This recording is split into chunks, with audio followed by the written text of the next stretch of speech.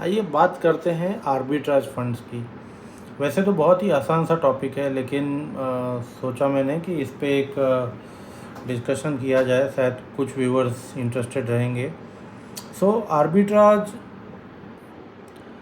क्या है? आर्बिट्राज को अगर मैं समझाना चाहूँ तो इस तरह है कि पर्टिकुलर सेम तरह की जो असेट है उसका जो प्राइस डिफरेंस है दो अलग अलग मार्केट में या दो अलग अलग सेगमेंट में, यदि उसका डिफरेंस ले लिया जाए तो उसे आर्बिट्राज कहते हैं।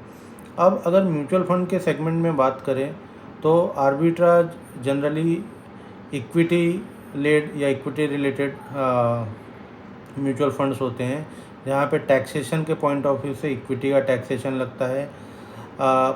तो अगर कोई एक पर्टिकुलर लेट से फॉर एग्जांपल रिलायंस का डेरिवेटिव में क्या रेट चल रहा है और कैश में क्या रेट चल रहा है, उसके डिफरेंस को जो एनकैशमेंट किया जाता है, उसके डिफरेंस को जो लिया जाता है उसे आर्बिट्राज कहेंगे। या दो अलग अलग एक्सचेंज में, जिस रिलायंस की मैंने बात की तो दो अलग अलग एक्सचेंज में अगर उसका डिफरेंस लिया जाए तो वो भी आर्बिट्राज कहलाएगा। सो आर्बिट्राज इस तरह से काम करता है, अगर मार्केट आगे ऊपर की तरफ बढ़ रहा हो तभी भी आर्बिट्राज अच्छा काम करता है, क्योंकि प्राइस में डिफरेंस आता है, और फॉलिंग मार्केट हो तब भी प्राइस में डिफरेंस आता है। हाँ, जब मार्केट बहुत ही ज़्यादा सटल एंड स्टेबल है तब आर्बिट्राज फंड उतना अच्छा काम नहीं करते हैं, लेकिन येस, वॉलेटाइल मार्केट में बहुत अच्छा काम करते हैं। और अभी देखा होगा कि आपने जब भी देखेंगे कि 1%, 2%, 5% निफ्टी या सेंसेक्स डाउन है, उन दिनों के आर्बिट्राज फंड का परफॉर्मेंस आप उठा के देखोगे तो जनरली ये आपको प्लस में मिलेंगे।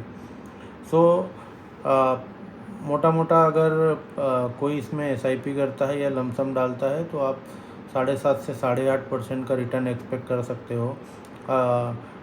अलग अलग AMCs में यस थोड़ा सा डिफरेंस मिलेगा, 50 पैसे 1 रुपये का। लेकिन यस, अगर आपके पास पैसा है जो आप शॉर्ट टर्म के लिए इन्वेस्ट करना चाहते हो, शॉर्ट टर्म मतलब करीब 1 से 2 साल के बीच में, और आपका इनकम टैक्स का टैक्सेशन अगर 30% के आप स्लैब में आते हो तो आप, या 20% के भी इवन स्लैब में हो, तो आपके लिए बहुत अच्छा ऑप्शन है कि आप आर्बिट्राज फंड को चूज़ करें। Long term capital gain tax लगेगा आपको 1 साल के बाद 12.5%। तो ये दोनों इनकम टैक्स ब्रैकेट से अच्छा है हायर ब्रैकेट वालों के लिए। तो आई होप काफ़ी चीज़ें क्लियर हुई होंगी। अगले वीडियो में फिर मिलेंगे। धन्यवाद।